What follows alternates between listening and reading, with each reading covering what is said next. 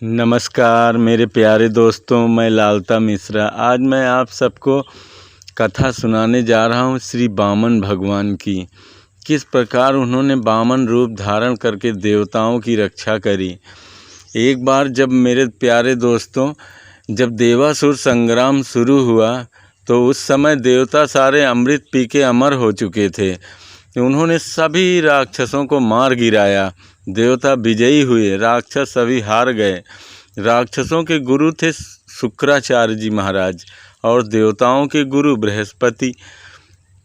जब गुरु शुक्राचार्य जी ने देखा कि सभी राक्षस मारे गए तो उनके पास एक मृत संजीवनी विद्या थी, जिसके द्वारा वो मरे हुए लोगों को जीवित कर दिया करते थे। सिर्फ उसका अंग कहीं से अलग ना हो, शरीर से, सर धड़ से अलग ना होना चाहिए, तो मृत संजीवनी विद्या के द्वारा उसे जीवित कर देते थे। गुरु जी ने जाके देखा बहुत सारे ऐसे राक्षस थे जिनके अंग नहीं कटे हुए थे, उनको सभी को जीवित कर दिया गुरु जी ने। उसमें महाराज राजा बलि भी जीवित हो गए। राजा वही थे बलि, और बलि विरोचन के पुत्र थे, और विरोचन जी महाराज श्री भक्त प्रहलाद जी के पुत्र थे, जो हरि नारायण के परम भक्त प्रहलाद, उनके पौत्र हैं ये राजा बलि। तो राजा बलि उठे, जब जीवित हुए तो इन्होंने तलवार उठा ली, बोले कहाँ है शत्रु, मार दूंगा, काट दूंगा। गुरु जी ने समझाया कि राजन रुको, ऐसे तुमने युद्ध करके देख लिया क्या हुआ, कोई जीवित नहीं बचा, अब ऐसे नहीं लड़ना। देवता सारे नारायण की कृपा पा चुके हैं, उनकी कृपा रूपी अमृत का पान कर चुके हैं, तुमको भी देवताओं की कृपा पानी चाहिए। बलि बोले गुरुदेव, उसके लिए हमें क्या करना पड़ेगा।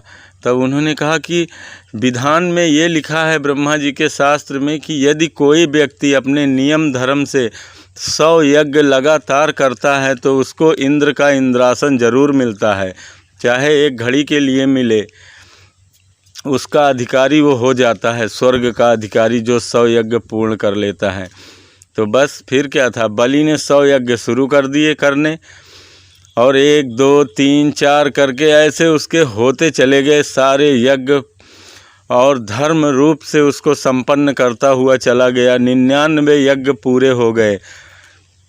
अब सभी देवता घबराए, अब क्या होगा, अब तो स्वर्ग का अधिकारी हो जाएगा बलि, तब तो उसको देना ही पड़ेगा नियम के अनुसार, तो स्वर्ग उसी का हो जाएगा।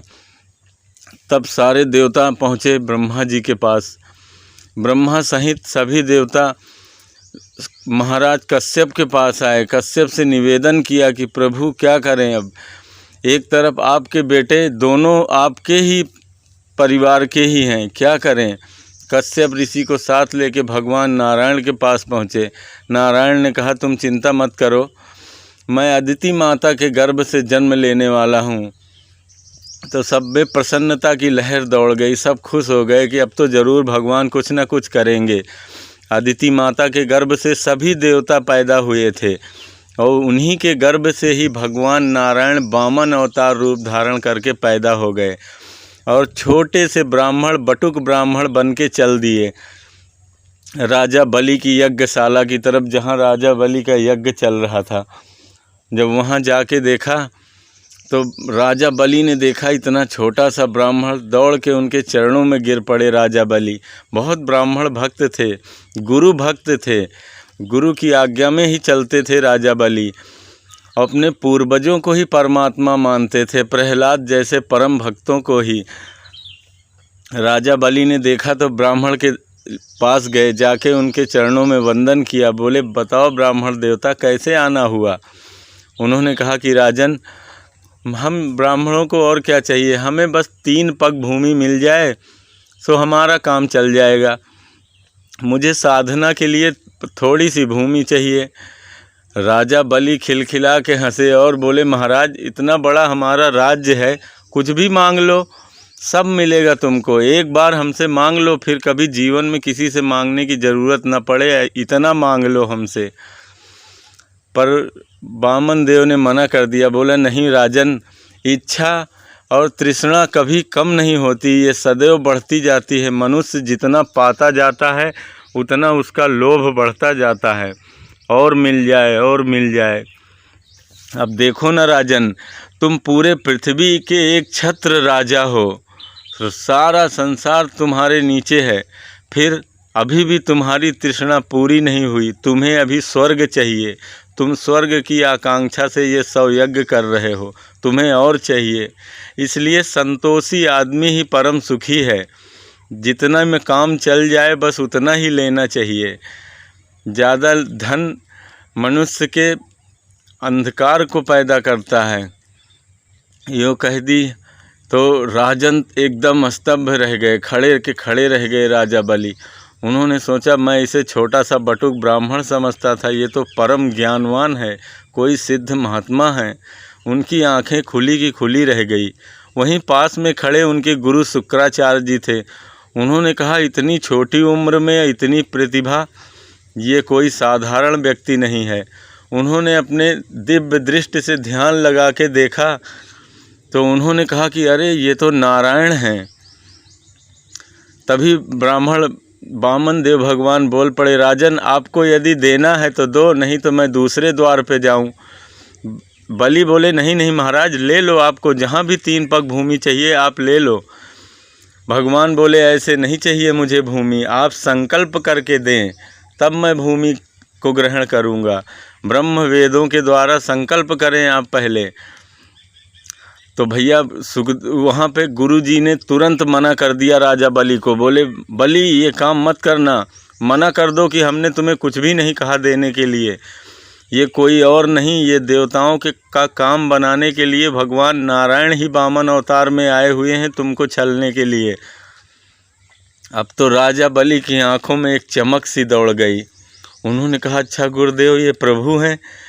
राजा बलि एक बार और दंडवत किया उनके चरणों में और कहा कि गुरुदेव, जिन परमात्मा के दर्शनों के लिए, उनके चरणों की लालसा के लिए आप जैसे परम संत, विरक्त महात्मा और गुरुजन दिन रात साधना और तपस्या करते हैं, और वो आके हमारे तब जाके वो कहीं आप लोगों को दर्शन देते हैं, और आज हमारे द्वार पे वो आए हैं। धन्य भाग हमारे कि हमें इन्हें देने का मौका मिलेगा। और फिर ये हमारी संपत्ति कितने दिन तक रहेगी गुरुदेव?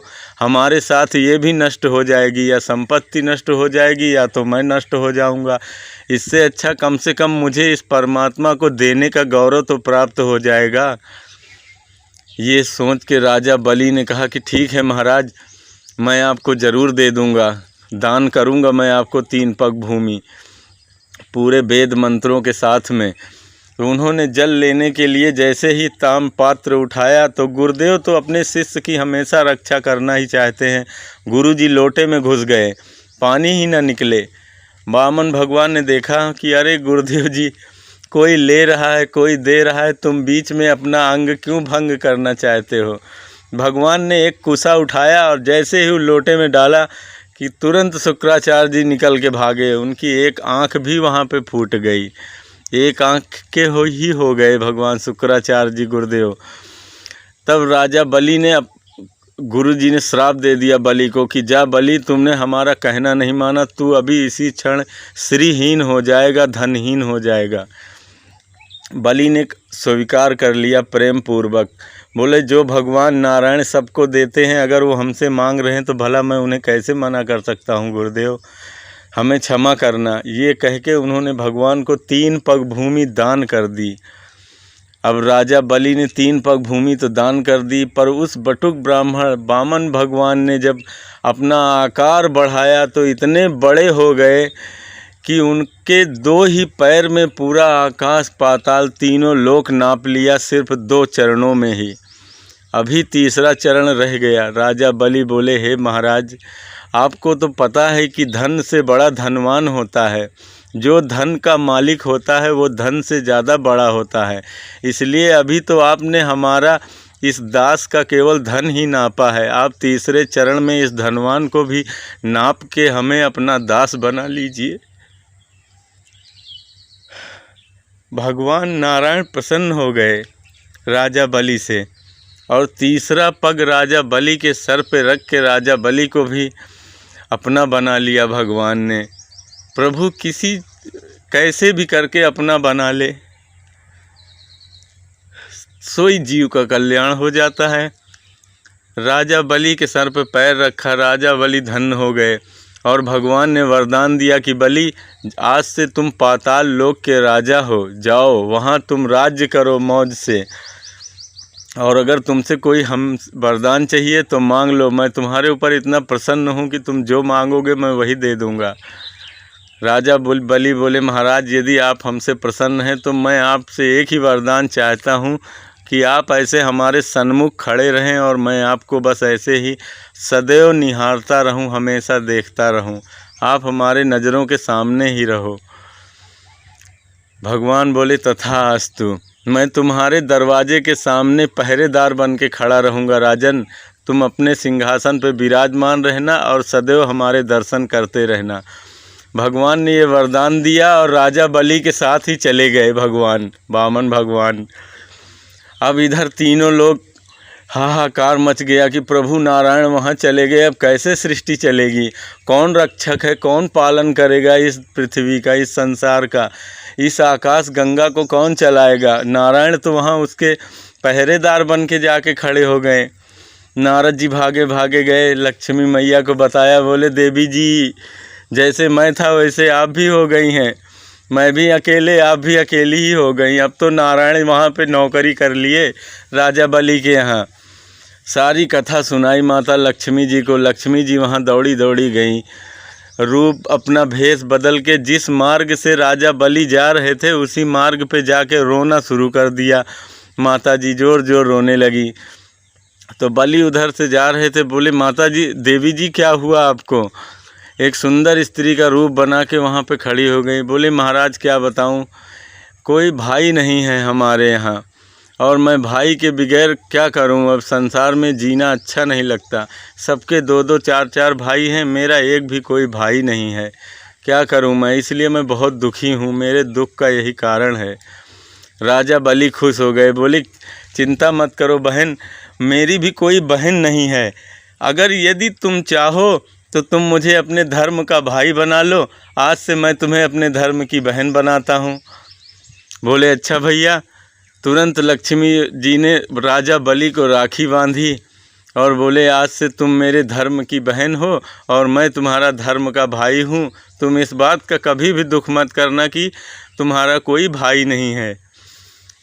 तो भाई राजा बलि बोले, अच्छा अब तुम हमारी बहन बनी हो तो कुछ मांग लो, क्योंकि ये रिवाज है, जब भाई बहन राखी बांधते हैं तो ज़रूर कुछ ना कुछ देते हैं अपनी बहन को, तो तुम्हें जो मांगना है मांग लो। बोले, भैया अच्छा, जो भी मैं मांगूंगी क्या तुम उसे दे दोगे? बोले, हाँ बहन, जो तुम मांगोगी वो मैं दे दूंगा। तो बोले, ठीक है, फिर तुम संकल्प करो तब मैं मांगूंगी।